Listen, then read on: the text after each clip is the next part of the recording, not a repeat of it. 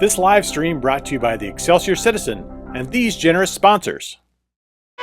Since 1974, Chuck Anderson Ford has proudly served the community's automotive needs.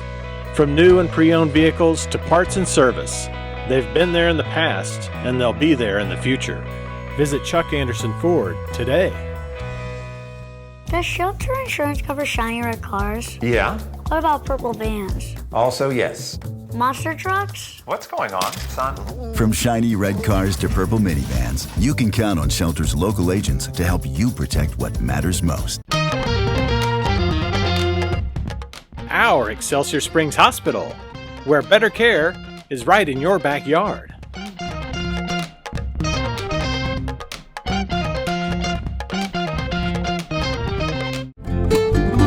The Simmons Sales Team, your hometown realtors.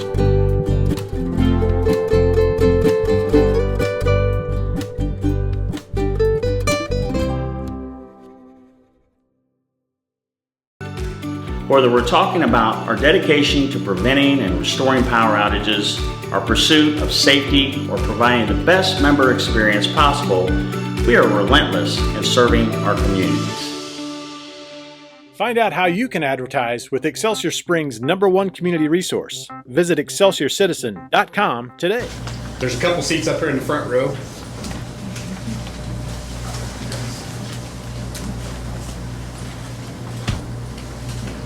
I don't think we've ever had every chair filled in here ever in my life. So you guys have to stay till the end. Yeah. All right. Bear with me here. I lost my place when I turned. Okay. First up is recognition, our classified employee of the month, Mr. Gilkey. Thank you. For May Classified Employee of the Month, I'd like to recognize Michelle Millage, paraprofessional at Elkhorn, From Dr. Harris, Ms. Millage is an outstanding paraprofessional who consistently demonstrates excellence in supporting student learning and maintaining a positive school environment. She skillfully works with students in both small group and one-on-one settings, using effective instructional strategies to deepen understanding and help students reach their full potential.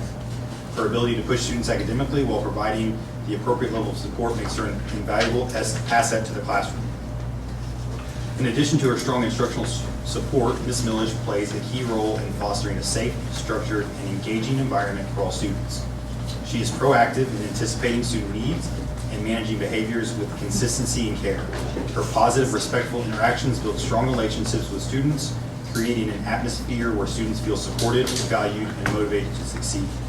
Ms. Millage also exemplifies professionalism in all aspects of her work. She is reliable, organized, and committed to supporting both students and staff, including maintaining accurate data and adhering to all school procedures. Her dedication, initiative, and collaborative spirit make a meaningful impact on student success and the overall strength of the learning community, making her highly deserving of the Classified Employee of the Month. For this reason, we're excited to honor Michelle Millage as the Classified Employee of May.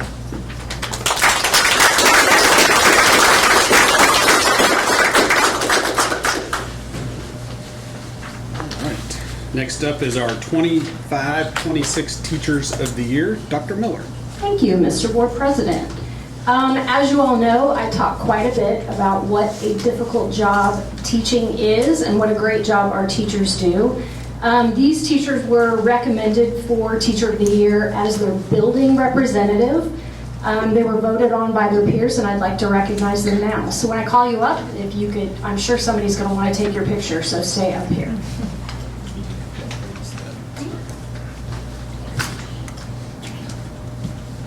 So from the Early Childhood Center, Chelsea Lane.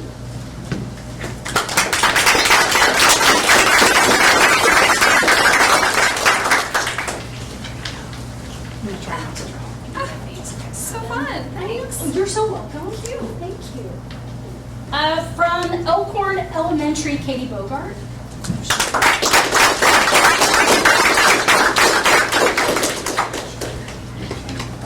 From Lewis Elementary is Lexi Thompson here.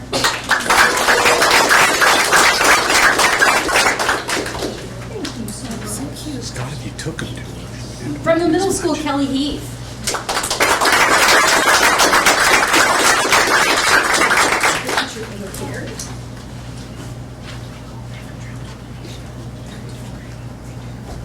From the high school, Katie Boone.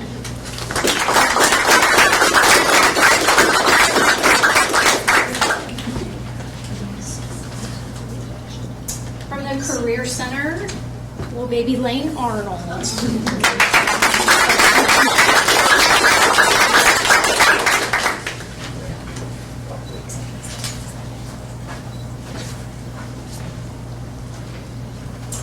And from Lewis Elementary, she turned out to be our district teacher of the year. Or, I'm sorry, Cornerstone Elementary. She turned out to be our teacher of the year, Miss Ashley Loman.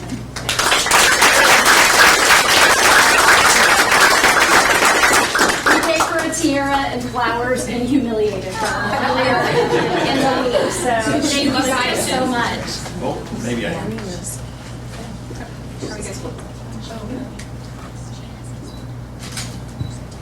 Can I get one over here? There. Ready, 1, 2, 3. Gotcha, thanks. Hey, Lane. I'm supposed to get your picture? Because your uncle didn't believe it when he read it.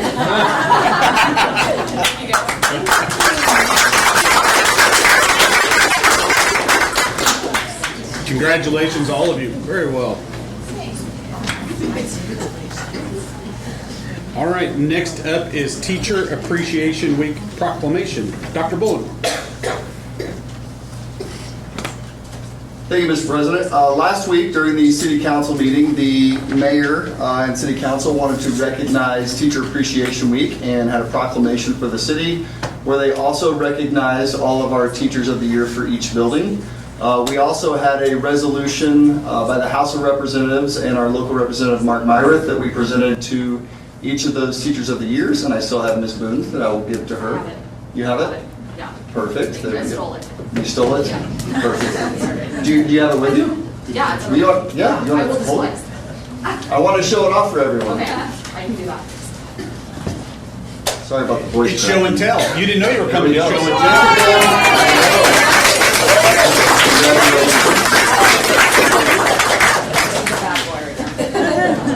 I didn't go. It's very good. So I'm not going to read all of that resolution, but I will read the one from the city. And again, this was for all teachers for Teacher Appreciation Week. They just also used the opportunity to recognize our Teachers of the Years. Whereas teachers serve as the facilitators of learning and are the mentors that encourage, support, nurture, and shape students through guidance and education. And whereas teachers are the role models who uplift students, unlock their potential through their character, compassion, creativity, and resilience. And whereas our country's success depends upon our educators providing quality education to all students and in showing our children how to work hard to achieve a successful future. And whereas teachers spend countless hours preparing lessons, evaluating progress, counseling, and coaching students and performing community service. And whereas over the years, educators have risen to the unprecedented challenges presented overcoming disruptions in their own lives while offering support through constant change and uncertainty. And whereas our community recognizes and supports its teachers in educating the children of this community. Now, therefore, it be proclaimed that the city of Excelsior Springs, Missouri proclaims May 4th through May 8th, 2026 to be Teacher Appreciation Week, and City Council and staff strongly encourage all members of our community to join us in personally expressing appreciation to our teachers for the dedication and devotion to their work. So done this 4th day of May. Congratulations, guys.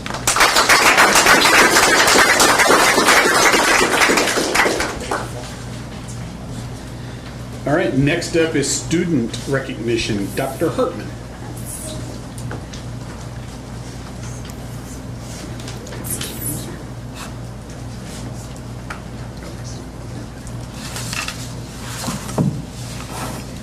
Hello, good evening. I am super proud this evening to recognize Excelsior Springs High School senior Nick Dunker, who's been named a Missouri Scholars 100 recipient.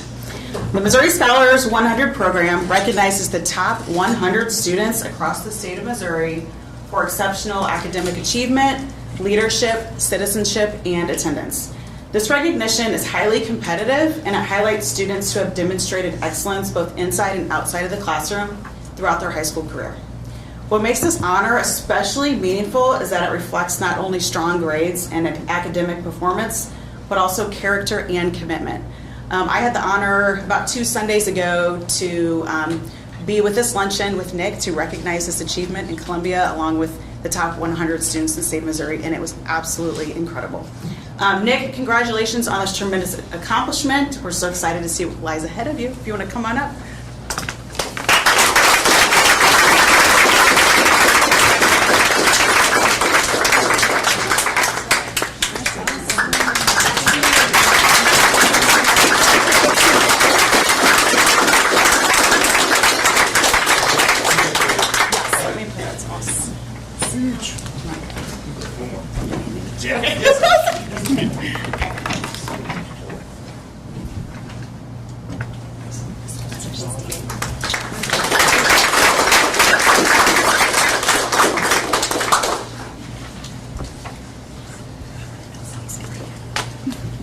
ask you. Nick, what's your future plans, Nick? I'm going to attend Mizzou next year and double major in mathematics and physics, and I eventually hope to become a theoretical physicist. String theory. The Big Bang. It's our own Big Bang theory. Best of luck. Congratulations. All right. Next up, the sad part, our 25-26 retirees. Mr. Gilkey. Sad for us, happy for them. Thank you. Now we want to recognize, we're going to tag team it. We're tag I was like, wait a so, minute. Introduce Mr. Gilkey, but first I wanted to thank all these educators that were here or not able to be here. We are recognizing educators everywhere from 30 years of service in Excelsior Springs all the way to 8. So countless hours, both during the school day, outside the school day, helping build our students up. Being emotional support also for parents throughout those years and colleagues. We just want to thank you for all that you've done and all you've contributed to both our Tigers but also the climate and culture within our community. So thank you both very much. And I want to bring up Mr. Gilkey to introduce you.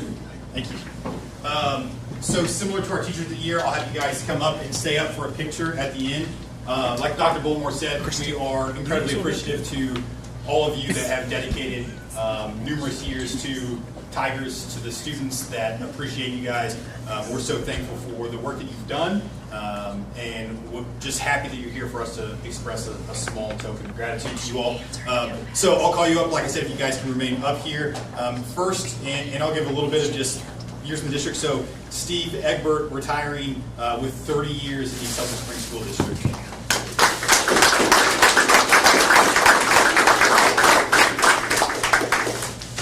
Next, Sherry Hart, 8 years with the Excelsior Springs School District and 25 total in education.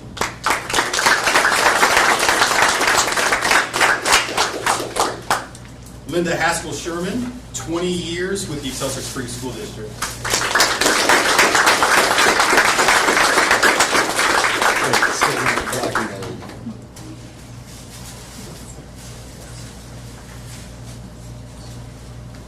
Angela Hawk, 23 years with Excelsior Springs and 31 in education.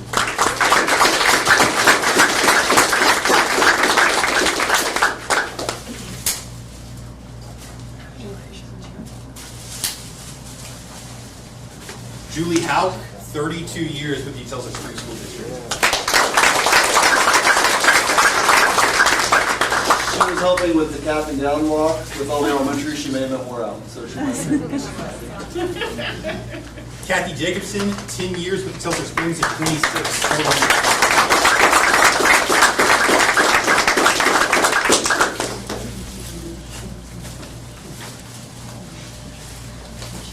Sheena Tritico, 24 years with the Excelsior Springs School District.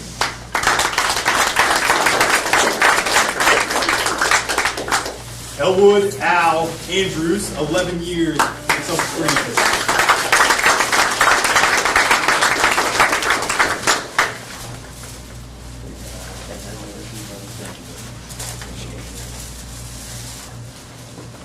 Judy Haskins, 9 years with the Excelsior Springs School District.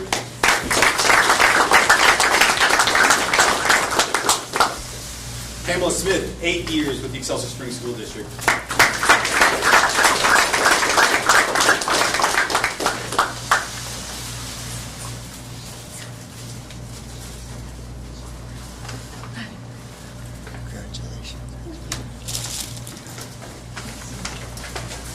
Tina Stoy, 18 years with Excelsior Springs.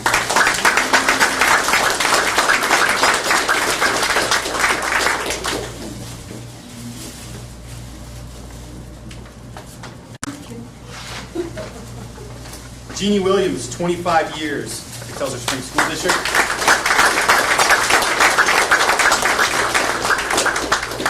And Viney Reisinger, 30 years with Excelsior Springs.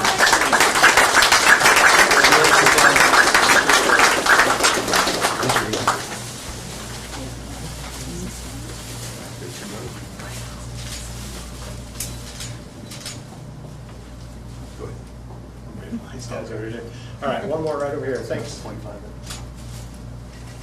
Gotcha. Thanks.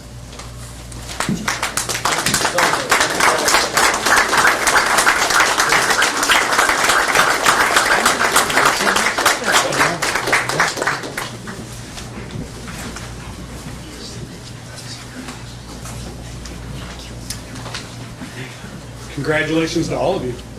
Now, I gotta find something else to do with your time. All right, moving on. This is the exciting part of the evening. So moving on to the MSBA delegate report. Darren. If you so wish, this would be the time if you wanted to go.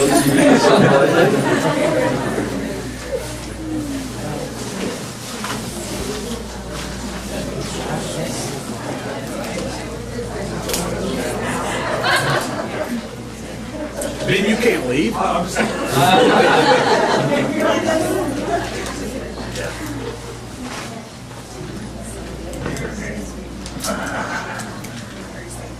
right. What do you got for us, Darren? We got a video to watch. Welcome to the May edition of the Missouri School Boards Association Board Report. If you're a newly elected board member, welcome aboard. If you've been around a while, this time of year is your chance to keep growing with multiple training opportunities from MSBA's Leadership Development Team. MSBA's Leadership Development Associate Executive Director, Catherine Harrison, says that new board member training is about more than just filling those training hours. So the first big thing is new board member training. That is something that is legally required. It's in state statute, 18.5 hours, which is a lot of training, but I think that's good. It's really important. It's also a great way to make connections. We are an association for school board members, and then also get connected to other school board members who are serving for the first time as well. During MSBA Summer Summit, there will be a workshop just for school board presidents. And so during that workshop, we're going to cover parliamentary procedure, which I think is great for anyone who's a new leader or someone who's vice president for the first time looking to be president at some point, just to know how to run meetings, because you may have to do it if the president's not there. We're also going to talk about how to onboard new board members during the workshop, and then also just talk about leadership as a board president in general. It's really hard to do that job, and I don't think we talk about it enough. For all board members, Catherine says that there are some misconceptions about refresher training and when to take that. So there's a common misconception about both kind of new board member training and refresher training, that somehow it lines up like with a calendar year or with the school year, but actually refresher training or board required training resets every election, so in April.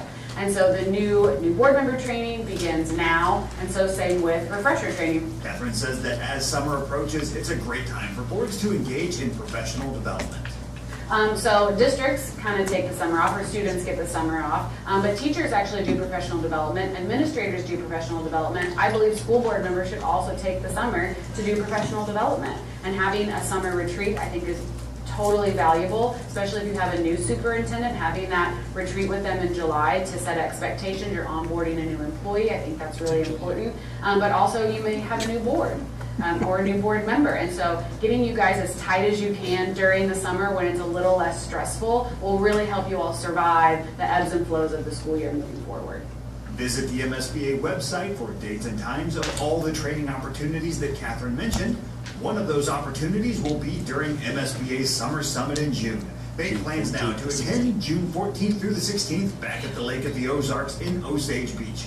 This year's Summer Summit is built around what matters most to Missouri school board members, emerging trends and the hot topics shaping public education. The summit offers expert-led discussions, 12 concurrent sessions, the awards luncheon, and plenty of time to connect with colleagues from every corner of the state. Also, be sure your board is represented at the June Delegate Assembly to be held in conjunction with the Summer Summit. Delegates will be electing MSBA state officers for the coming year at that meeting. You can watch video interviews with the candidates for state office posted on the MSBA website. Registration information for the Summer Summit is also posted on the website. And finally, MSBA's Center for Education Safety held its first Missouri School Safety Conference recently in St. Louis. The event was built specifically for those at the forefront of school safety. Principals, superintendents, school safety coordinators and directors, mental health professionals, first responders, school resource officers, and school board members. They all gathered for this outstanding event, and a huge thank you to all who attended. CES's Chief Operating Officer, John McDonald, said that these conversations are extremely important to have right now. The reality is there's never been a more important time to have the conversation that we're going to have over the next couple of days. The challenges facing our schools are complex, they're evolving, and in too many cases, they're becoming unprecedented. Madalena DeAndrea spoke on the second day of the conference. Madalena is the Senior Manager of Strategic Projects in Recovery and Resiliency for Jeffco Public Schools in Colorado. In that role, she focuses on helping schools and communities navigate the long-term impacts of crisis. Madalena emphasized the importance of training and preparation. I would ask that you go back to your district and take one thing, if not multiple, and implement them with fidelity, right? We never know the gift we are giving until the situation happens. But we can always be grateful for the steps we made prior to something bad happening. For more information on upcoming CES training events and other CES resources, visit the MSBA website. That's it for this month. Thanks for allowing us to have some time at your board meeting, and we'll see you in June for the next MSBA board report.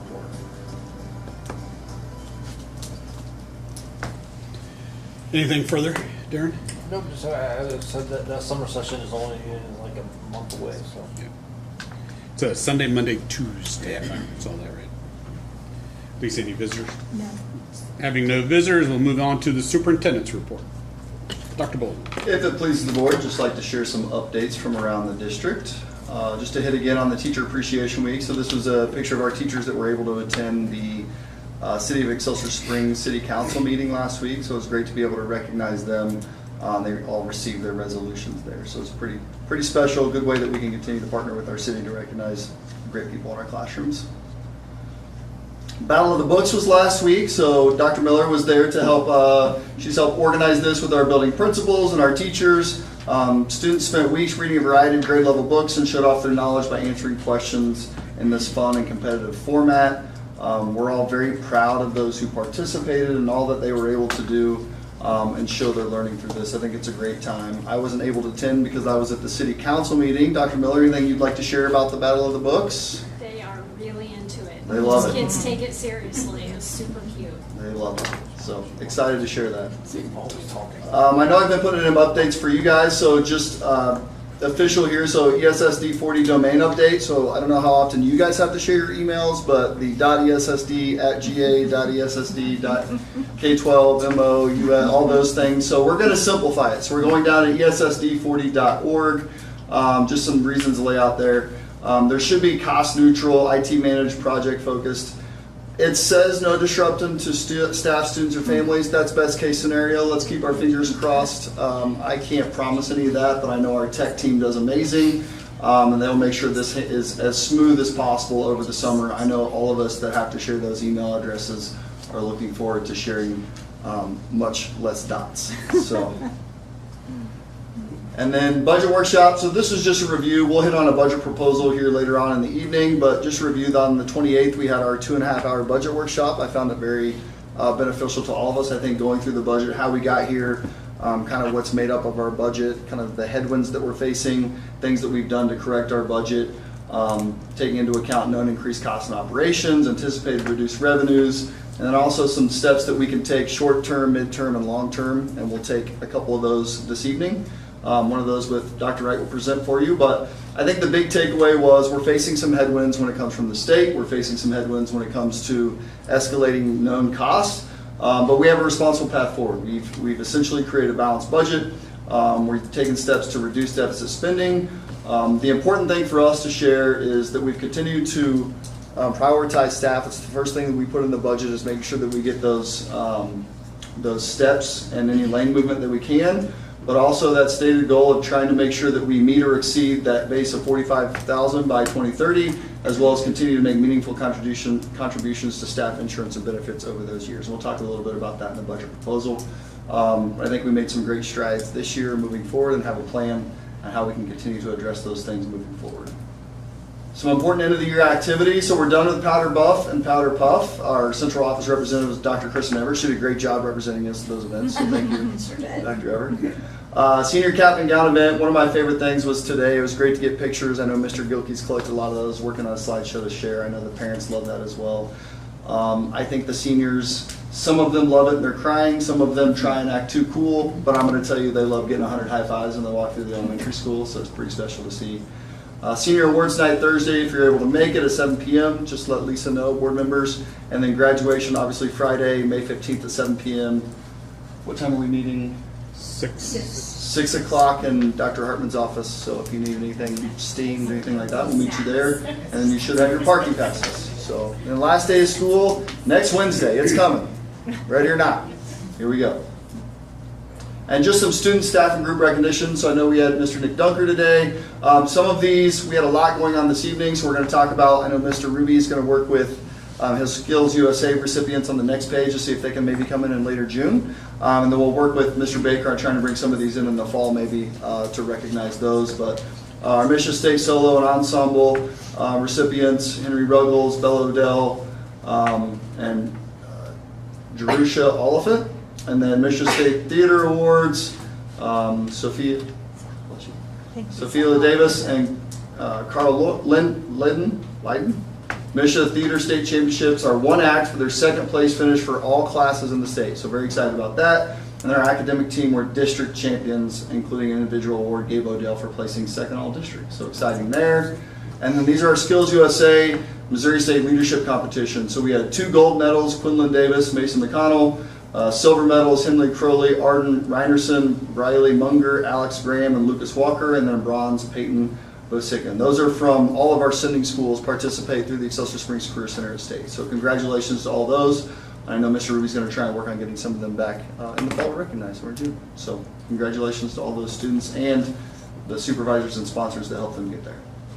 That's all I have, Mr. President. Excellent. Questions, comments? All right. Moving on to discussion items. First up is approval of the lease purchase financing. Dr. Bullimore. I would like to welcome up Dr. Reich. So if you recognize Dr. Reich, he works with Raymond James, and he helped us prepare for our tax rate hearing and kind of do our first preliminary budget workshop all the way back in late summer, fall. This is a little bit what we talked about with a consideration of resolution during our budget workshop, kind of that first step really to get us towards a balanced budget, which we'll present later. I'll hand it over to you. Perfect segue. As you're aware, there is a desire for you to refinance your bank placement debt, and I'm here to start that process. The approval tonight is nothing more than approving the resolution that's before you, which authorizes Raymond James and Gilmore and Bell to work on your behalf to refinance the bank placements outstanding. As you're aware, doing so will provide short-term budgetary relief. Like most districts in Missouri, you're experiencing operating revenue stress, and it doesn't look any better out very far. So this will provide some relief, budgetary relief in terms of the operating fund, and we'll also have a short call feature on this, on the refinancing, so that you can get rid of this debt entirely in 2033 when your Lewis Elementary bonds are callable. So that's the plan in terms of finance. So moving forward, tonight you would approve this resolution authorizing Raymond James and Gilmore Bell to work on your behalf. Then we will be back next month with what's called a parameters resolution. And that basically is us asking your authorization to sell your bonds within certain parameters. We don't always do that, but right now the market is extremely volatile, and that allows us to be more agile in selling your bonds. As long as you are defining the fences that we get to play within, that allows us to price on any day in the market after that, rather than pricing on the day of your next meeting. So that would be the next step. Then we would sell your bonds, and we would have the bank placement debt paid off sometime this summer, so that the payments that are already on the schedule on the outstanding notes would not be made. You would start on the new debt service, which is roughly $175,000 a year less than what you would be paying otherwise for the first 5 years, and then it drops down after that, and that's about the time we would refund those 2033 callable COPs. Happy to answer any question, but all I need from you is a motion, a second, and then a vote. And if you are looking for a motion, you would just move and then read the bold line at the top of the resolution. You got it. Okay. So I'm gonna read the resolution and then ask for a motion. Okay. So I'd entertain a motion for the resolution of Excelsior Springs School District 40 declaring its intent to enter into lease purchase financing and authorize the delivery of certificates of participation to refinance and thereby prepay certain outstanding lease obligations of the district. So moved. First by Jill, Second. second by Brett. Any questions for Dr. Reich or Dr. Bullymore? All right. All those in favor? And that passes 5-0. It's not a roll call vote, right? Correct. Okay. You kind of looked around like I was supposed to be doing Nope, this roll call, so I was like, I was making sure everybody was voting. all right. Thank you. We're See you, Dr. Wright. next, see you next Thank you, month. sir. You're going to stick around all evening, right? I'm not. I'm a retired superintendent. We'll see you soon. Thank you. All right. Next up is our approval of our 26 through 31 strategic plan. Dr. Bullimore and Mr. Ruby. Before Mr. Ruby takes over on this, I would just like to thank all of our participants that served both on the district strategic plan, which is made up of 25 both school district staff members and community members, parents who sacrificed, I don't like to say sacrificed, who utilized 3 of their own days from work to come help lead the district through this in, what was that, late fall. And then again, a couple weeks ago, we had 2 more days where we came back really to review and hear presentations from each of those action groups. So I'd also like to thank the 10 staff leaders of those action groups and 10 co-leaders. That's a process that took about 3 months, and they did an amazing job leading those with those community members and staff members, really helping develop as a team our goals and steps over the next 5 years. So when you see them, and there's a list in the strategic plan, when you see them, please thank them for their work. I know some of them here today, we greatly appreciate it. Great things are ahead for the Tigers, and because of this work. So thank you guys. Mr. Ruby? Yeah. So just kind of second what Mark said, a lion's share of this work was done and completed by and led by the people that are sitting here to my left. So they're the ones that sacrificed a lot of time over the last 4 months developing these action plans. So please, those people that led those action plans, please make sure you reach out and tell them how grateful you are for the work and time and effort they put in, because it was quite the process, getting groups of people together kind of to get a shared vision of what we want things to look like moving forward. So that first slide there, that's the strategic planning team. That's the group that came up with the original executive summary, which included the strategies that then the action teams were formed based off of. You can go scroll down if you don't mind. Mm-hmm. All right, and then just kind of, this is stuff you guys have already seen and already approved. So the beliefs are just the formal expression of the school's fundamental values. They're always they start with the we believe, and these are the values that everyone in the district will hold regardless of position, and the beliefs are the core. The mission, it tests the plan. These are all elements are consistent with the mission, and if implemented, they will accomplish the mission. So real quick, I just want to read that because as we're going through these, I really want you to think about the strategies and the action plans that are created, and then how you feel like they tie back to that mission. So working together to explore passions and pursue opportunities for all learners through high quality education and community collaboration. So when creating these action plans, that was a big task for the action team leaders, was does that fit what we're asking or what the mission states? So kind of wanted to make sure we hit that before we moved on. Our motto, inspire, empower, and challenge. Parameters, those are the limitations the district set in place for itself. They're kind of like the boundaries. Those are the we will never or we will always. Those are the statements that we've made for that. Objectives are the long-term steps towards achieving the mission.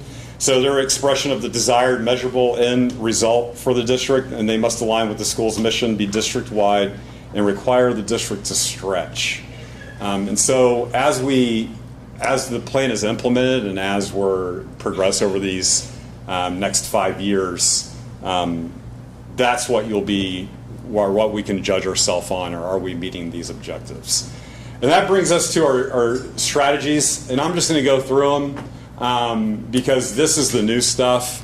So we already had the strategies, but the proposed action plans are what the action teams created. And so what each of these strategies had an action team, and then those action teams came up with action plans. So that process kind of looked pretty similar across the board. So we had our big kickoff meeting at the end of January. We asked the people that were in attendance to split into the groups or find the strategy they wanted to participate in and felt like they could provide the most help with. And then they set up meeting dates. Others joined. We had some groups stayed pretty steady with numbers. Some dropped off a little bit. That was to be expected with the time commitment and the work level involved in creating these plans. So first, most groups came up with or decided what the plan or what the strategy meant and what the strategy did not mean. A lot of the groups then decided on some collective commitments and aspirations for their strategy.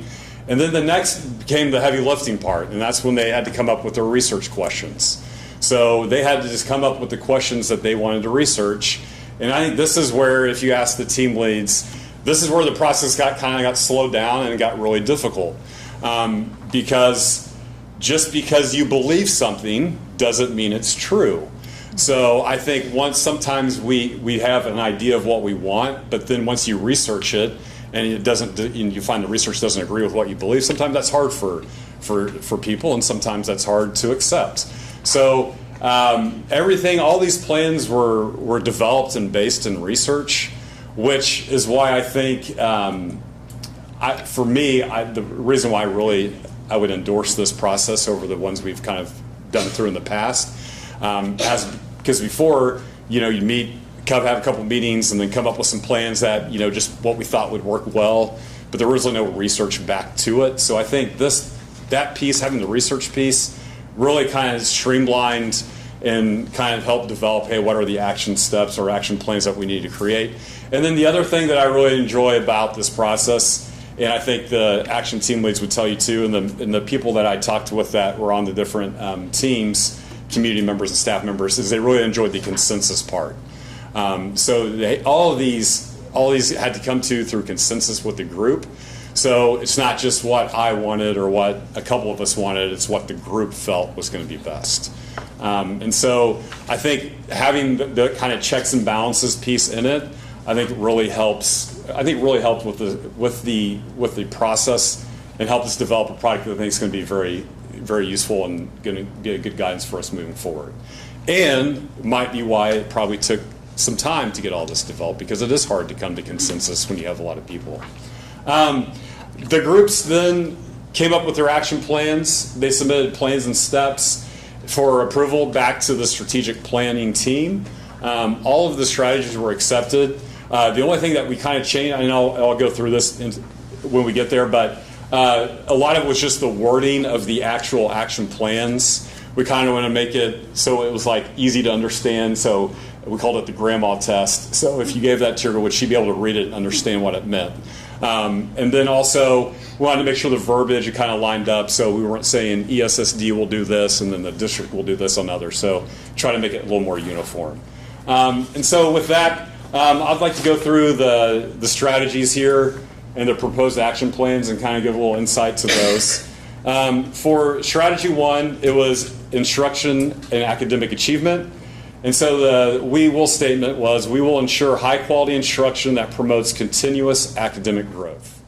And so the proposed action plans from that action team were, first, they wanted to further develop and implement cohesive data and assessment systems that measure growth, critical thinking, and mastery of the Missouri priority standards. So a lot of this is kind of like just audit current practices and design assessments that align to the Missouri priority standards. So that was a big focus for this one. And for those that aren't quite familiar, the Missouri priority standards are kind of like each grade level and each core subject. They are kind of like the bedrock foundational standards that you have to know in order to master or to be proficient or grade level. So this group felt that it was important for our assessments to align to those, and so that we're getting good data based off that. So the action plan, so for the second one, it was provide staff with ongoing professional development and coaching to support continuous student growth. So for this one, they really wanted to identify high quality instructional practices and develop that for all staff who work with students. So not just for teachers and administrators, but for paraprofessionals. So anybody that deals with students, how are we ensuring that they have all the instructional guidance and all the tools that they need to help our kids be successful. 1.3 was to enhance high quality instruction and learning through aligned district-wide curriculum and opportunities. So this one they felt was very important to provide collaboration horizontally and vertically. So what that means is, so horizontally like within grade level, so second grade teachers with second grade teachers, but then also vertically. So something that hasn't probably been as strong for us in recent years is that vertical alignment, either K through 8 or 6 through 12. So, hey, it's good for teachers to see what they're doing, how that builds upon the next grade level from starting kindergarten all the way through when a kid graduates high school. And then on 1.4, ensure all students have access to intervention supports and enrichment opportunities that foster ownership in their education. So on this one, they really encouraged multi-tiered systems of support, and then also enrichment activities for students to kind of control their own learning. So supporting the students that need that extra academic support, but then also challenging our students with enrichment opportunities for ones that either are on grade level or above grade level, so not forgetting about those too. So allowing those opportunities for all students. And that was strategy 1, and those were the proposed action plans for strategy 1. I'd like to thank Dr. Comstock and Dr. Manning for leading that group. Thank you very much for your time and dedication to that. Yeah, very good. Yes.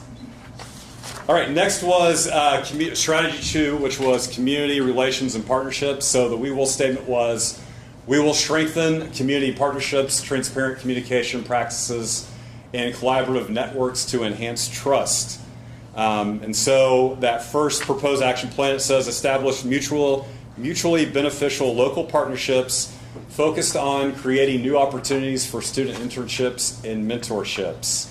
And I think a big part of this was kind of auditing what we already do and then developing and enhancing our relationships with other community partners. So kind of seeing where we're at. Are we utilizing our partners too in a mutually beneficial way? So the school serves the community, and so we need to find a way that we can help our community supporters out as well too, not just them helping us out. So that was a big thing for them.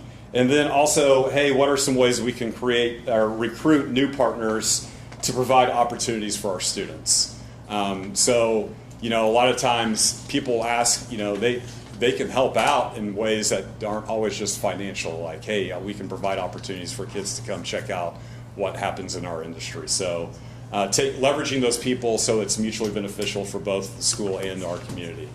2.2 was improve community access to information by establishing cohesive district-wide communication. And a big part of this was, especially if you have, like myself, who have kids in different buildings or grade levels, if you will, it's hard to kind of know district-wide what's going on. So if you have a kid, like for my example, I have a kid at elementary and middle school. So if I want to figure out what's going on, I have to go to 2 separate different things, maybe check 2 separate Facebook pages. Both places do a great job of getting the information out there, but how can the district come up with a way where it's all in one place, where I don't have to go hunting through 3 different Facebook pages to find all the things that are going on with the school? And so that was kind of a big thing with them. And then also making sure people, if somebody in the community does have a question, what's the best, or who's the best person to connect with for that information? So do I call the building? Do I call central office? When I call the building, who do I ask for? Do I ask for the principal? Do I ask for a counselor? So sometimes I think that's kind of a barrier, an impediment to people reaching out, is like, we're like, well, I want to help, but I have no idea who I'm supposed to call or talk to. So doing a good job of kind of promoting and then obviously organizing all that stuff for make it easier for everybody in the community. And then the last one for community partnerships was 2.3, and that was to strengthen collaboration and engagement with students, staff, families, and community. And then so for this one, they wanted the district to investigate and provide steps to provide stakeholders the opportunity to get more involved with our schools. Again, I can tell you just from going through this entire process over the last 6 months, there are a lot of people that want to help. And I think I think as a school, we need to do a better job of providing those opportunities for those people to come in and help. So whether that's if you're a teacher and you want somebody to come in and be a guest speaker, or a school, I think the elementaries do a pretty good job of having different nights for our parents to come in and participate in things, but at the secondary level it might not be the case. So how can we get all of our parents active at all the levels? So leveraging our community members and making sure that is an opportunity that we have for our staff, students, and families. And that was led by Ms. Broadbent and Dr. Weesey. So that was strategy 2. Action plan 3, and this one was quality staff retention and recruitment. And so before I jump into this one, I wanted to add, so this group, they did a good job of exploring ways and strategies so we can either recruit and not only recruit but retain our good people. I think they were going at it as like, we're going to try everything we can not to mention teacher salaries, and that's honorable because yes, but the strategic planning team wanted to ensure that the district was doing everything that they could to increase salaries and explore all avenues, exhaust all avenues, so that teaching salaries, because regardless if you like it or not, that is a sticking point, and that is a big thing, and that's important. So the strategic planning team didn't feel like it was going to be, they felt like teachers needed to see that the school and the district and the board were going to do whatever they could to increase teacher salaries. So when the action plans came from the group, it only had the first 3 on there. And so the strategic planning team actually copied one from the next one and added it to strategy 3. So if you worked on strategy 3, that's why you'll see the extra one, just because the strategic planning team felt like it was important that the district address the salary concerns for teachers and certified and classified staff. So first one, on further action plan, expand opportunities for new existing staff to connect and build meaningful relationships. So one of the things that the group, when they presented, was they heard from a lot of especially newer staff, is they wanted to feel more opportunities to feel welcome. So we want, everybody's more inclined to feel more comfortable in a place where they feel welcome, and a place where you want to stay and for a long time, where you feel welcome and you feel supported. So that was a very important thing for that group. On 3.2 was to further develop a sense of belonging and Tiger pride within our staff and community. So on this one, they were really focused on how can we grow our own. So people will stay where they feel valued. There's 3 people sitting up there, and the guy staying here that's spent their entire careers with our district. And I think that's one of the reasons why I've told people I've never leave, is because the district has invested a lot in me, and I feel like I've been taken care of, and I feel like that's what we should do as a district, is take care of our people, provide them opportunities and leadership opportunities. So what are some ways that we can do to provide those opportunities for teachers that do want to become leaders in our districts? 3.3, expand professional learning opportunities that are more individualized to the needs of staff. So this is the one where I would say, obviously you have like your district level and building level initiatives that obviously you have to provide PD on. This was more for the individualized needs. So, I'm in year 23, so what my needs are and what my wants are might look different from somebody that's in year 2 or 3. So they're asking for the district to provide opportunities and avenues for people that want to take control of their own learning, that they have that opportunity to work on things that they feel like they want to get better at. So a little more personalized. You're always going to have the district-wide and building-wide initiatives that you have to do, but they also feel like we need to provide opportunities for staff to grow at their own speed and at what they want to improve on. And then the last one, just like I said, utilize district funds efficiently to invest in ways to generate additional funding for current and future staff needs. And so this action plan, the quality staff retention and recruitment, that was led by Annalisa Tadlock and Mrs. Jennifer Harris. Annalisa Gould, sorry, and Dr. Jennifer Harris. Next one, facilities and operations. So the we will statement for that is we will ensure safe and efficient operations that strengthen facilities, safety, technology, and finances for long-term stability. So the proposed action plans for that were to proactively maintain and update facilities throughout district properties. So within this one, addressing the immediate needs that we have around the district, then also developing long-range plans to address the needs and short-term needs also as well, so that we don't have the small problems don't grow into bigger problems. The next one on 4.2, annually review and coordinate safety practices with district staff, SROs, and local first responders. This one was all about student safety, so making sure our buildings and our spaces are as safe as possible for our students and staff and community when they are on school grounds. And 4.3, utilize district funds efficiently and invest in ways to generate additional funding for current and future needs. So essentially these steps just involve being good stewards of district monies and being accountable for what we're spending our monies on. And for that one, on strategy 4, that was led by Rick Schwab and Doug Baker. And then our last one, last but not least, was well-being. Well-being, our we will statement for that was we will allocate resources that proactively support mental health, social-emotional development, and positive behavior. And so for their proposed action plans for that one, first one was implement and sustain integrated tiered system ensuring timely and appropriate support for all students and staff.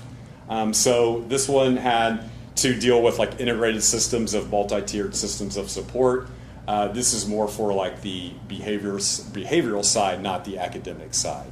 And so, really focus on for the well-being and behavior.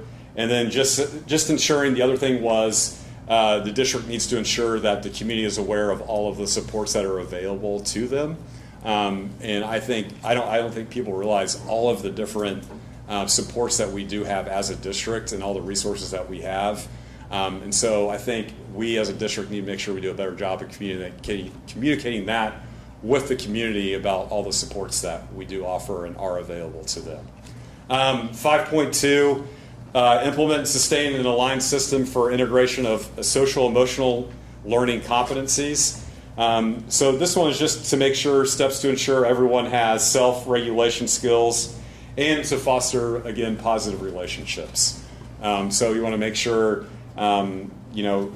kids are aware of when they may be having an episode or how to control that, and then giving staff the support they need to support those students that are experiencing those difficult times. For 5.3, it was promote and support the physical and holistic health of all students and staff. So they identified steps to promote healthy choices and behaviors and partnerships with the community for resources and guidance for both students and staff. And on 5.4, create and sustain safe and inclusive and supportive school environments for all students and staff. So basically, steps to include and to create an environment where everyone feels welcome and supported. So that was strategy 5, well-being, and that was facilitated by Dr. Andreessen and Deanna Updegrove. And the last one, this one was added on the last day of the strategic planning, and it was basically, it's just called strategic compliance. Basically, this is the one that this is for the state, just says that, hey, the district will comply with all MSIP 6 directives not currently in the CSIP.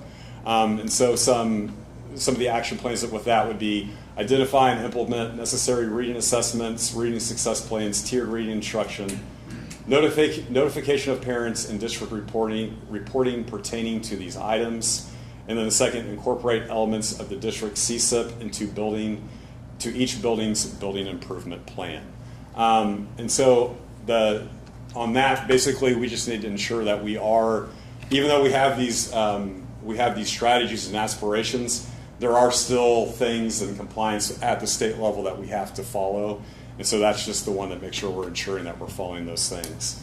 And then the last one there on that last one, the 6.2, the thing I probably get asked the most during all of this is, what's the follow-up? Or how do we know this is, how do we know this can get done? So I think to me, like this bullet or that 6.2, I know central office is going to make it, direct our building administrators that, hey, once they go through all these and we to figure out, where we're going to go and how we're going to accomplish these things and what comes first is, a lot of these things do need to be accomplished at the building level, and we need to ensure that those are in our building improvement plans, because if they are in the building improvement plans, those are obviously that's something then that at the building level will get taken care of. So just overall for me, the process, I know are you so happy to be done? And I'm like, no, we're not done. Like we've just begun. So this is, for me, this is something that, yes, a lot of work went into this, and but the work is far from finished. So there's a lot of things that go into it. So pending board approval, of course, then it'll be on central office to decide, hey, which of these things are we going to take on first? So the one fear I have, like people are like, oh, are you afraid that we're not going to do this or it's just going to sit on a shelf? And I'm like, no, my biggest fear is that a lot of people put in a lot of time, and I think they need to remember that this is a 5-year plan, so we can't do everything all at once. So it doesn't mean we're not going to get it all done. It just means that, hey, there are going to be some steps to this that we do tackle first. And so that's the one thing I would encourage people, just to be patient. It is a 5-year plan. And so there are some things that people were passionate about that are in here. And yes, we'll get to those, but it's just we can't do everything at once. And so at this time, if there's any questions, I'd be more than happy to. A couple things. So next steps for us will be to select what we're going to work on over the course of the next year. And then we'll start building those. I know Dr. Miller and the principals will work on their building improvement plans over the summer with their groups. What you can expect from us is in the fall when we return, we'll present just which of the goals and steps that we're working on over the next 10 to 18 months or so. Some of them take a little longer than others. But we'll work on those, and then quarterly what we'll do is report back just progress of those, where we're at with them, if things have changed, if steps are changing, and how we're moving toward those things, and expected timelines, whether it's operational, and those. And so that's how you keep it from being a book on a shelf. It keeps a plan. We share what we're doing. We share updates on how it's going, and that's how you keep your stakeholders involved too. So at this time, just want to ask, so Trey and Jill both served as members of the district strategic plan, so just wanted to give them opportunity to share their thoughts on the process, what we came across, what we ended on, just a little bit along the way. This was totally different than any of them I've ever sat on before, because before it was we'd meet in the commons and it was ran by, there was never a facilitator, so it was the superintendent or somebody of their picking. And no matter what the community or the teachers or whoever was in attendance, it always went one direction. Okay, this was truly a group effort. That next page, I don't know if it's page 4. So this team here of all these people, one person could not like an idea, and it just was erased. Okay, so I mean it was 100% agreed upon by that entire group of people. And I mean, it's a very wide range of people from the community and the district and everything. So I mean, it was very collaborative for everybody to be involved and have say. And some of these, even when we went through the strategic plans, some of it was just the verbiage of 2 or 3 words, but it was an hour discussion to get it to where everybody could agree on where it needed to be. So I'm really looking forward to see how this progresses for 5 years and the next 5 years. So if you weren't involved in it, when it comes up again, I would recommend you get involved, even if you're just a community member, because they're just as important. So I just enjoyed the process, really getting to meet new people and work with them, like city council people, business people, first responders. I especially appreciated the perspective from the students. They really brought a new light to the thinking, and all of this impacts them. They have to think about that. The other reflection that I had was just thinking about the number of people on the strategic planning team, the number of people on the action team, the hours that were spent. I just took, I don't know how many hours the action team spent, but the strategic planning team, when I looked over how many hours we spent times 25 members, we put in 800 hours of work to help lay the foundation. So then the action team, so I think it would be interesting to have that data, if we could somehow collect that, because to me, that shows that we have evidence that people support our district and believe in it and want it to be successful. So, good job, everybody. Good job. I would also like to thank and commend Mr. Ruby for his work being our internal facilitator. It's a thankless job. You did awesome. You did awesome. I've worked very closely with Mr. Ruby for 21 years now, and he is a person magnet, and he can be very jovial, and not a lot of people have been able to see him as the strategic thinker and leader that he is, and so I think this is a very proud moment, other people being able to see him in this light, both in our district and the community, so very proud of him and his work as well. You were perfect for the job. All right, there we go. Perfect. Thank you, Mr. Ruby. Need some of my wife for that. That'd be great. Can't go that far. Yeah, we can't help you there. Sorry. Yeah, it's on video. That's right. All right. Any questions? Well, yep. I'd entertain a motion to approve the 26 through 31 strategic plan. So moved. First by Darren. Second. Second by Kalen. Questions for Mr. Ruby or Dr. Brolin? Well done. Thank you. Thank you. Yeah. Well done. I do have a question too, because when we first started this process, we talked about how we would share it with the community and celebrate it, which I think we need to do. Is there any thought to that, or how that might come about? Yeah, I think I was pending approval, getting something together to share out. But then also, like, follow-up wise, I think the plan is quarterly, either at least once a quarter or at least once a semester, is to provide updates at the board meetings, but then also share out that information on Mr.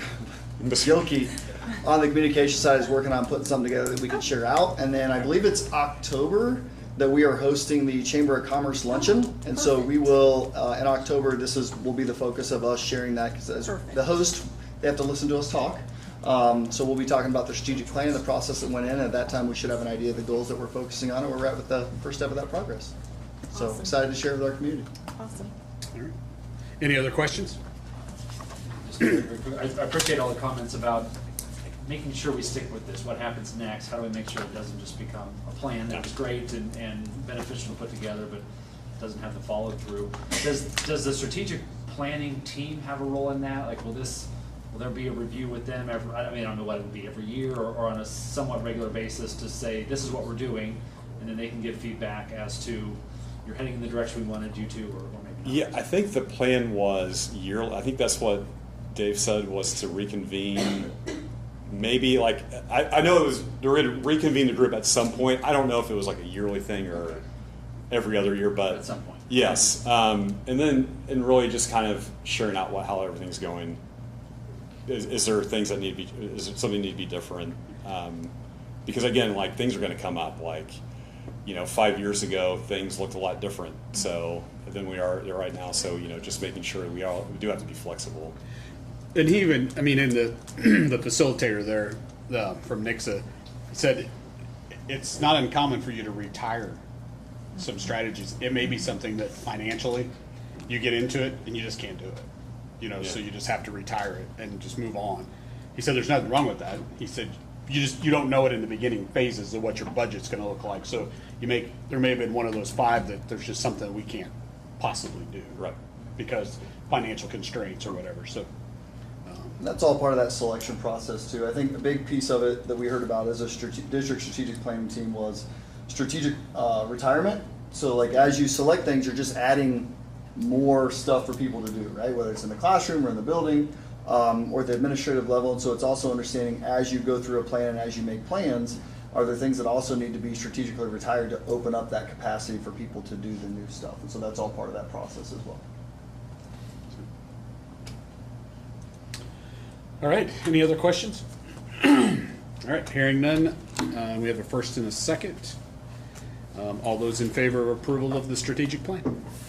And that passes 5-0. Thank you, Mr. Ruby. Thank you, Mr. Ruby. Yeah, sure. You can stop sweating now. All right, last item up for discussion is the approval of our 2026 fiscal year budget. Dr. Bullard. Okay, so I have two items here. I have the budget proposal presentation that I'll go through, and it aligns kind of, I'll point to the pages with the budget book that you should have in front of you. Thank you to Lisa and Deanne for binding that for us. We'll kind of go through this. Just a little intro here that you can find in the beginning, just a summary. Over the past year, the team, both the district board and building level, spent a great deal of time working through the realities of an increasing uncertain financial environment for both public schools across Missouri. When the FY26 budget was originally approved, it projected approximately a $2.26 million deficit spending. Through strategic reductions, operational efficiencies, and disciplined planning, not only did we reduce that greatly throughout this year in the middle of a fiscal year, but we've also significantly improved that position as we close out FY26 and prepare for FY27. The first agenda item tonight went a long way towards creating what is now a balanced budget. Even while navigating approximately $1.2 million in reduced revenue, which we'll get to, and more than $700,000 in known cost increases this year, this budget proposed continues to prioritize staff and student opportunities, maintain long-term stability, and even within this environment with the headwinds that we'll discuss, the budget maintains staff step and lane advancement, representing an additional investment of approximately $225,000 for that step and lane advancement. We've also maintained a healthy operating reserve while reducing projected operational deficit spending to what is essentially a balanced budget. This budget also includes resources needed to conduct the demographic analysis and long-range planning necessary to help prioritize our future decisions that are also laid out in the strategic plan. So that way it puts us in a position in the future to more aggressively address staff compensation and benefits. Our long-term goal remains clear, continuing to improve staff salary and benefits, including meeting or exceeding a $45,000 base teacher salary by 2030, and continuing to strengthen employee insurance and benefit support, which we all know helps at home. Tonight's presentation, we'll walk through these things, and then I'll point you to where you can find some of the details in that within the budget book. We had a long 2.5-hour work session, so I've condensed that greatly. Because that's why you have a work session, so this doesn't have to be 2.5 hours, but if anyone, as we go through this, has any questions or important context, please feel free to bring that up or to ask those questions. What we're navigating, our reality right now, Missouri schools, not just us, you're seeing it in Kansas too, as you see headlines, uncertain state funding, we know it's going to be reduced, the budget is reduced. Rising costs and mandates, both rising costs on contract and inflational things out of our control, but also mandates that are passed down from the legislative level, and revenue volatility both from the state and local with different property tax initiatives in effect. What that requires is that our revenue is less predictable, which means we have to be more disciplined in our planning and having goals and planning long-term on those, more strategic decision-making. And not all of those are feel-good decisions, but it's decisions based both in context and data and facts, and then long-term stability and focus. You can look at some of those realities right now on pages 1 through 5 in your budget book as you glance through some of those summaries that we'll cover in the next couple pages and slides. FY27 revenue reality. What is announced and what is realized are not always the same. So to put that in context, so you hear a little bit right now about how this is the first year, going into next year, that it's the first year that we will be fully funded. That's a little bit of a misnomer or a little bit of false rhetoric, as we have not been fully funded since last June. When the budget was approved, we have been withheld since last June from being fully funded. This is the first year that in the state budget that we're also not being fully funded. It's not just through withholding. So budget considerations, DESE's advising conservative budgeting due to budget shortfalls. Funding uncertainty remains statewide, so it's not just our school district, it's every school district in the state, and honestly states around us. One-time funding is not long-term sustainability. So as you go through the budget, or as you hear about the state budget, you're going to hear how there are some things in there that are one-time, or how there are too aggressive projections on money that we may receive.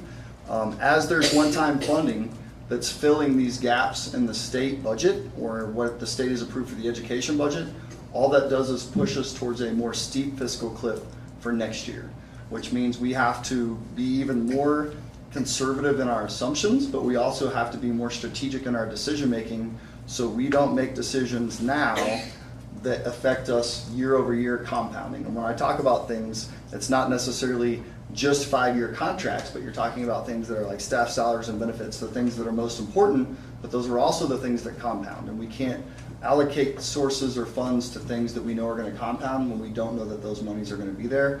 And so that's why we've made the strategic decisions that we've made to put ourselves in a position where we have a balanced budget, so that way we can be more aggressive in the future where maybe other districts are still trying to figure out how to balance their budget.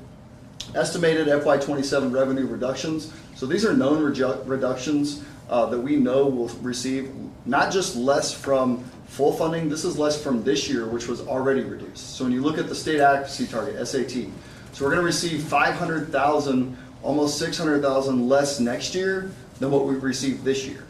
This year we received 700,000 less than what full funding is. So overall, that's 1.2 million less just in full funding, or less than full funding just in the SAT. Transportation reimbursement, we're going to receive about 375,000 less, depending on, again, how those get allocated. So when you look at all these state funding mechanisms, they come in a monthly, right? And each month they allocate to that. Usually they start low and then they build up, so you receive an average of what you should receive. We've not received what they've told us we should receive this year, and so we're having to plan even more conservatively for next year. Prop C, CTF, and Senate Bill 190 will also have a negative about $311,000 impact on our budget. So overall, from this year, not from full funding, but from this year, which was already reduced, we have to project and plan an assumed 1.3 million less in revenue this year or next year than what we received this year. Just to hit on that, so our last state financial update yesterday, if you add up the underfunding both this year and next year, Missouri schools are projected to receive $362.7 million less than full funding than they've received in the past or should be receiving. So it's a large number. And again, that's just to help paint the picture that it's not just our district. It's not decisions that our district has made. These are things that the state of Missouri and schools all across Missouri are going to have to face. FY27 cost pressures. So these are known and projected cost pressures. These are within our nexus here in Excelsior Springs locally. The principal and interest payments, those costs will go up about $140,000. So that is for our house payments, so to speak. So Cornerstone and Lewis. Staff step advancement in our district, that costs about $225,000 for next year. Utilities, estimated increase about $83,000. I think they've went up 11% the last 2 years. Insurance, Mr. Gilkey and I, when we looked at it, it was about $70,000 more planned for next year on insurance. That's both people insurance and house insurance and car insurance, all those things that we have to insure across the district. Transportation, looking at going up an estimated $85,000. That's just our contract cost. You have to add that on top of the known reduction of reimbursement which we get from the state. And then food service, we know that increased cost is going to be about $110,000, and that's just based on contract and average use of meals. So estimated cost increase is about $713,000, and that is from known cost pressures due to contracts, inflation, those types of things. Strategic reductions and efficiencies. So what we've been doing throughout both this year and planning for next year, so we're trying to make sure that we're looking everywhere, and our number one priority is what has the least amount of impact on students, right? So that is always our number one priority. We try to address everything across the board, so that way students don't necessarily have to individually feel this. So across the board, what we have in this budget projected Technology has reduced their budget by about 12%, which is about $57,000. Curriculum instruction has reduced their overall budget by 17%, which is about $162,000. What's important to acknowledge in there is that it's actually greater than that savings, because Dr. Miller not only found a reduction of that and some savings there, and maybe some programs that do the same thing, but included in that was the addition of about $75,000 for the adoption of IXL throughout the district, right, Dr. Miller? And so that was something that, as we introduced it this year, our staff wanted to be able to continue to use that, and wanted to be able to continue to use that across the board. And so that is something that we were able to find the opportunity to do, while also finding these reductions strategically that we're able to do within that realm. Maintenance, grounds, and custodial, 22% reduction, which is about $418,000. So Mr. Chad Taylor, our new Director of Facilities and Maintenance, really dug in. We sharpened the pencil and wore down the eraser, really trying to maximize and be the most efficient as possible throughout those different budgets. Staffing through attrition, about 11 positions, I think, is about where we've landed, Mr. Gilkey. That's about $700,000 annually. That's both salary and benefits. And then additional strategic savings across the budget. So we have 10,000 lines of budget. So additional savings across, there's about 227 that we found. And so that total savings is about $1.56 million across the district, which is a large number, and it's a lot of work put in by a lot of people, really sharpening their pencils, trying to prioritize students in the classroom, but also trying to see how are we the most efficient as possible with our money, so we can do the most impactful things with the dollars that we have. To put that in to perspective, so our budget, we spend about 68% of our budget operationally on staff salaries and benefits. The attrition that we've talked about, because we know staffing is important, and we know that's something that's felt, and that impact is real. Our goal is to make sure that that impact was not disproportionate. So when you look at the reductions, the total budget, staff makes up about 68%. When you look at the total savings through the strategic reductions and things identified in the budget, those staff reductions only made up about 45% of that. And so we didn't want it to seem or come across that we were only doing this to try and fix the budget. We looked at every single line item that we could, trying to minimize the impact on students and student opportunities.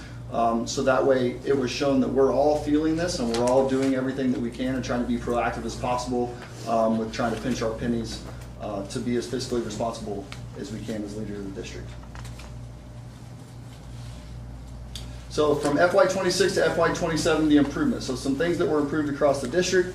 So FY26 original deficit spending was $2.26 million. Revenue reductions, so about $1.3 million less in revenue next year from this year, both locally and from the state. Strategic reductions that we talked about, so we found about $1.56 million in strategic reductions to help the budget. Our plan to go bond debt service, so our go bonds are cornerstone, so that those debt service payments are about $562,000. Our planned COP, or our lease payment per purchase of Lewis, is about $770,000.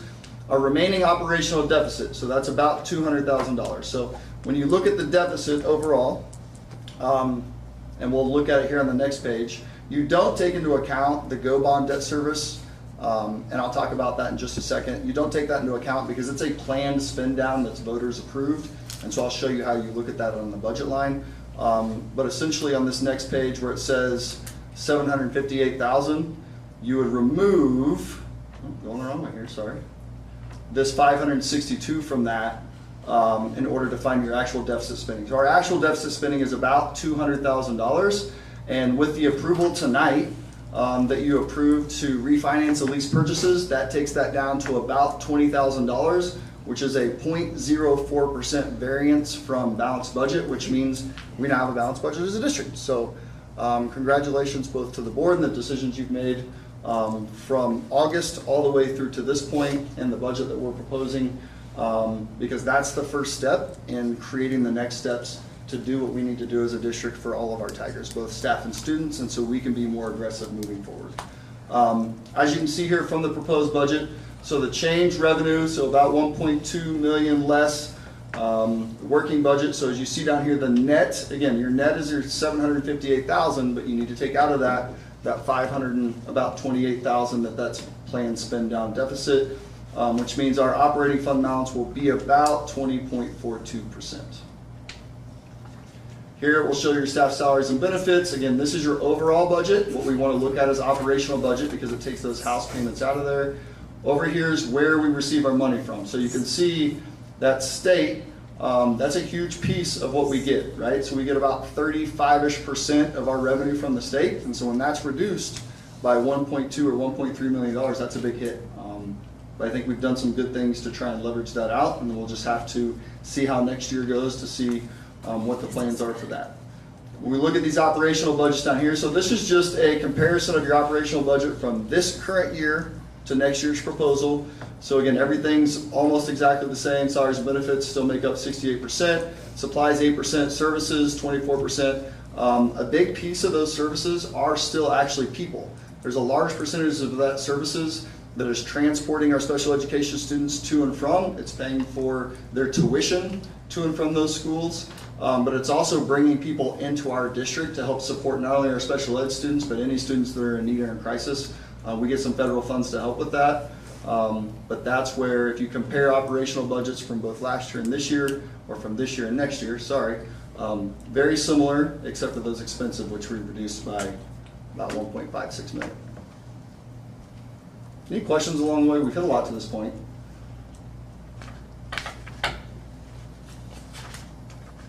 So long-term outlook. So the purpose of forecasting is not to predict doom, it is to give us a time to plan responsibly. So what I've tried to do here is kind of how we got here. So here are three big pieces of pie that we have to build our budget around that are built in. So you have your Cornerstone Elementary, that's that GO bond, right? So that's out of your debt service. That's planned spend down. You can't do anything else with that debt service money. That's voter approved. It can only be paid towards Cornerstone. Lewis Elementary, so when we pass that as a levy transfer, that's actually coming out of our operational cost. So at that time, what we were doing is we did a levy transfer to pay for a new Lewis Elementary because we needed a new Lewis Elementary. If you had spent time there, I think Dr. Comstock would agree. It was falling down around us. So at this time, when we did that, some districts or many districts, they were doing levy transfers to do staff salaries and benefits at that time. We needed to do it due to our long-range facilities plan because we had a building we needed to replace because it was falling down around our students. So that big piece of that big house payment right now is what's eating into our operational funds. And so what we're having to do is balance our budget now so we can create creative and strategic things that we can do over the next year and then between now and 2033 to continue to reach our goals each of those years. And then those other lease purchase obligations are the ones that we're working on refinancing to open up those operational. You can find all this in page 13 of the budget book if you have that in front of you. So compensation planning assumptions. So we want to make planning assumptions, but we also want to know how that impacts us long term, right? So when we built this forecast, these are the things that we built into this forecast with these assumptions. We know we want to have at minimum a $45,000 minimum teacher salary by 2030. We know staff step advancement every year is $225,000. We want to continue classified compensation movement, also based on what we do to the base salary, right? We want all of our employees to be compensated. We want to continue to improve health insurance support and how much we're able to put towards that each year and making sure that we can do that moving forward. And then ongoing non-staff inflationary increases. So you always build in those inflationary increases like we just discussed on the last slide. Baseline revenue assumptions. So these are the things that are more difficult. We don't have an expense problem, we have a revenue problem right now. So what we're being told is predict local, state, and federal revenues to stay flat, best case, right? What we learned this year is that it actually went down. What we're being told moving forward is to plan on state, local, or flat local, state, and federal revenues. So 0% increase on those lines based on the upcoming graph, and then AV increases based on historical averages. So how we get our local revenue through our property taxes is based on assessed valuation, right? And so we looked back at the last 6 to 8 years and came up with averages for both assessment years and non-assessment years, and then those are placed in here in this graph to create this graph.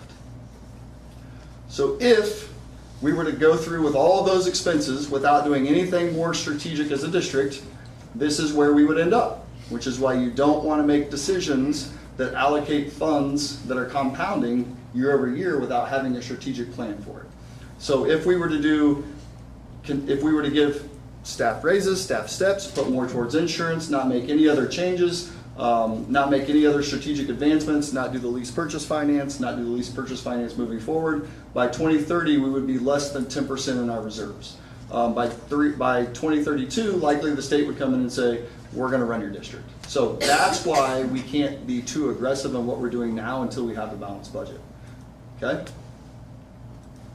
Strategic path forward. So in order to address that, right, reduce this curve, flip it the other way, we have some things that we need to do. We did the first step tonight. We did the first step in creating a balanced budget by refinancing, or working towards refinancing those smaller lease purchase payments, which brings us to a balanced budget, right? We know our immediate priorities are continued disciplined budgeting, maintaining staff compensation focus, protect reserves and operational stability, and advance facilities and demographic studies. The reason we need to do those things are to determine how much money we need, what is the large bucket of money we need to make decisions moving forward when it comes to where to put our money in our buildings, right? We need to know how much money we need to address our facilities. Right now, our largest need is deferred maintenance costs, right? We need new roofs, we need parking lots. Those are things that take large buckets of money. We need to have these, we need to know how many students we're gonna have so we can make strategic decisions on those things. So that way we know moving forward, what do we need to do and what's the bucket of money that we need in order to get to reach those staff compensation goals that we want to reach. Again, continuing to take the steps necessary to address both expenses and revenue in order to focus on the staff salary and benefits moving forward. So over the next year, we'll go through the advanced salaries and demographic studies. We have an idea of what it will cost to get to the $45,000, whether we do that over the course of 3 years, over the course of 2 years, when we're able to do that, and then putting together a plan for whether it's investigating no tax increase bond initiatives. We know that tax increases aren't something that's appetizing to anyone right now, so that's not something the district's interested in doing at this point. Going through community surveys, going through that long-range facilities plan, if you've participated in those we've done in the past, getting input from the community. You know, what are some creative things we can do with our buildings? What are some creative things we can do with our students to create more opportunities that don't necessarily cost money, like our internship classes at the high school? But we really need an idea through that demographic studies of where is our population going. We've lost 40 students this year. Our graduating class was the largest, and we had our smallest kindergarten class. Is that going to continue? Is next year's kindergarten class going to be larger? So we need to bring someone in, and there's some really good companies out there that perform those studies. And then we need an advanced facility study to know how much does each building need? How much do each of our facilities need? We know that we need a new track and field. We know that we need a new roof. We know the middle school HVAC needs to be replaced. That's about $5 million. People don't get that, and that's the most affordable way to do it. So we really need to go through that facilities and operations, and Mr. Schwab and Mr. Baker's group did a great job of identifying some of those things in their strategic plan, but that will help us understand how much money we need for our buildings between now and 2033, which is the third step in refinancing Lewis, so that way that creates more operating capacity. But how much money do we need to address our deferred maintenance? So that way we know what we have, so we can start addressing staff salaries and benefits as soon as we can. So moving forward with confidence, so we've made progress this year. We made a lot of progress thanks to the board's decisions from August all the way towards now, and a lot of internal work. I'd like to thank my team up here and everybody behind the scenes and what they've done in identifying ways that they can be more strategic and efficient. Pushed them very hard on those things the last couple months. We've improved the budget significantly, reduced projected deficit spending, took discipline action across the budget. Current reality, we know that our remaining pressure is tied to long-term commitments. So we know our long-term commitments are our 2 house payments. We know that we can refinance Lewis in 2033. So the first step was refinancing those smaller lease purchase payments to open up that operating cost to balance our budget. Now what can we do over the next year to create that space to help reach our goal of both staff salaries and benefits, and also keep an eye on both state funding and future revenues as they remain uncertain. So we need to plan that we're not going to get more. So as a district, how do we continue to be more efficient and strategic with our budget decisions?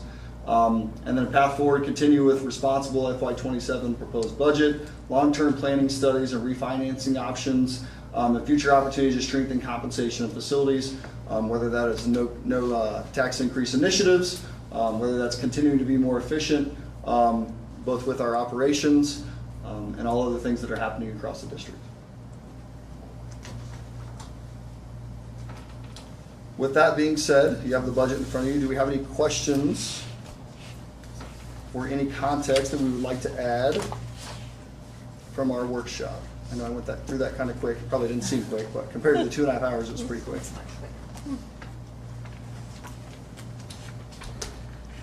The workshop was really helpful. It gives us a lot of context that, makes this an easier discussion today. Yeah. And I know you've also been available for other discussions as needed. What I appreciate is an explanation of the vision and the plan for what the next, say, 5 years look like, and how we can get where we want to get to with compensation and benefits and salaries, even if we can't get there now and today. I can see a path forward, which is encouraging.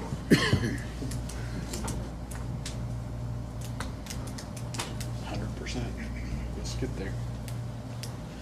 All right, any other questions? All right, this time I'd entertain a motion to approve the fiscal year 2026 budget. So moved. First by Jill. Second. Second by Brett. Questions, comments? Thank you all for your hard work. I know it wasn't easy. It's been a year-long process. It'll keep going for another year. Thank you guys for your support. All right, all those in... Yeah, okay. I was afraid you were going to not take the vote. Oh, no. All those in favor? And that passes 5-0. I would never forget that, Lisa. Oh, okay. All right. With that, I'd entertain a motion to adjourn. So moved. First by Darren. Second. Second by Brett. All those in favor? And that passes 5-0. Thank you guys for coming out and staying all night. Thanks, guys. We tried to make it short.